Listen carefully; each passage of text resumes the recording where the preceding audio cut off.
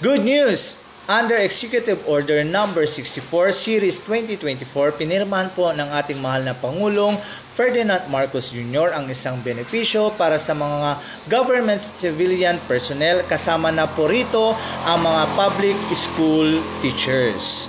Ang mga public school teachers ay makaka-receive ng Health Maintenance Organization o tinatawag nating HMO type benefits na up to 7,000 taon-taon sa mga teachers. So sinabi ng DepEd Secretary na si Sani Angara na 1,300% ang itinaas ng medical allowance ng mga public school teachers from 500 pesos granted year 2020 na sinasabi to cover the cost of eligible diagnostic tests. Ang tanong, convertible ba ito sa cash ang 7,000?